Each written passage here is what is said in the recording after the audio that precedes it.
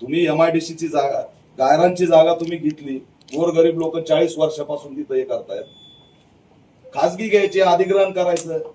एरवी तुम्हाला खासगी अधिग्रहणासाठी 4 पट पैसे द्यावाच लागले असते ना. मग हे लोक 40 वर्ष तिथं बसतायत, म्हणजे त्यांचा हक्क नाही काय? त्यांना मोबदला नाही, फुकट हाकलून द्यायचं. असे नाकारलेले आम्ही किती दिवस जगायचे तर? त्यांना लाईट बिल दिली, महानगरपालिकेने संडास बाथरूम दिलंय, त्यांचं मतदान घेतलं, त्यांचं मतदान काउंट करून नगरसेवक निवडून आले, आमदार निवडून आले. मतासाठी तुम्हाला त्यांचा ऍड्रेस चालतो. ज्यावेळेस या पद्धतीने त्यांना निवासी म्हणून घोषित करायचं, तेव्हा त्यांचं काहीच नाही. आज हे सगळे लोक जाणार कुठे आहेत? देशाच्या पाटलावर एकमेव नाशिकचं हे चित्र आहे की लोक रस्त्यावर बसलेत, पाऊस डोक्यावर आहे, लहान लेकर आहेत, मच्छर चावतेत, डेंग्यू झाला, निमोनिया झाला, तडफडून तुमच्या ऑफिसच्या दारात माणूस मेला, तर महाराष्ट्र शांत बसणार उद्या? सर, आपल्याही घरात कुटुंब आहेत, 85 वर्ष. एक उपोषण करता आमचा गणेश खांदारे 80 वर्षाचा, कधी मरू शकतो, एवढी अवस्था बिकट झाली त्याची.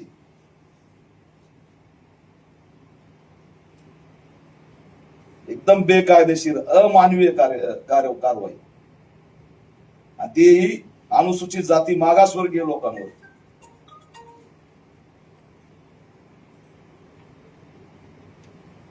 आता त्या 2 लोकांचा जीव वाचवण्यासाठी मलाच त्यांना सांगावं लागेल, बाबा आता हे उठा, मरताल तर काय होईल?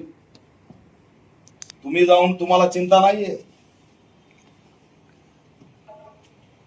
किती दिवस आमचे माणसं मारायचे? प्रत्येक दंगलीत आमचे माणसं मारणार, प्रत्येक कारवाईत आमचे माणसं मारणार. न्याय आम्हाला नाहीये. इथंही तडफडून मिळाला तरी काही होणार नाही. जेलमध्ये सोमनाथ सूर्यवंशी मारला, त्याला न्याय मिळाला नाही, तर तुमच्या कार्यालय पुढे मेल्यावर काय तुम्ही न्याय देणार? संतापजनक आहे. आणि आम्ही येतो तुम्हाला भेटायला, पोलीस गेटवर लावताय. ही कोणतं कार्यालय चालवण्याची पद्धत आहे?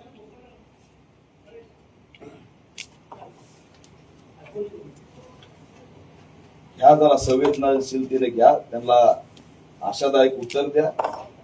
तुमच्या डिपार्टमेंट कडून सांगितलं जातं की आचारसंहिता आहे, आचारसंहितामध्ये निर्णय देता येत नाही. मग आचारसंहितेमध्ये घरं पाडता येतात, नोटीस न देतात? ही कारवाई बरी करता येते.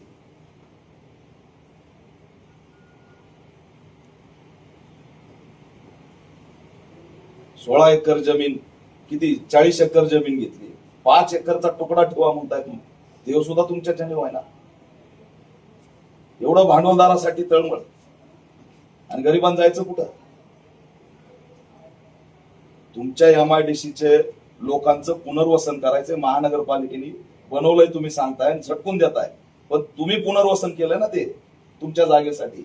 तर तिथं वर जर संडास केली तर खाली पडत असेल, आणि वर आंघोळ केली तर पाणी खाली पडत असेल, 5 मजल्याची बिल्डिंग, लिफ्ट नाही, माणूस मेला तर लुंगी आणि चादरीमध्ये धरून असा पायऱ्यांनी 5 मजले खाली आणावा लागतो. जरा थोडा विचार करा. तिथं लिफ्ट सुद्धा देऊ शकलो नाही आपण. 47 कोटीचा एवढा मोठा भ्रष्टाचार. आता हे सगळं तुमच्या औद्योगिक MIDCच्या कॅरेक्टरचा विषय झाला. आता एक गरिमा तुमची चालली, तरी तुम्हाला काही वाटत नाही.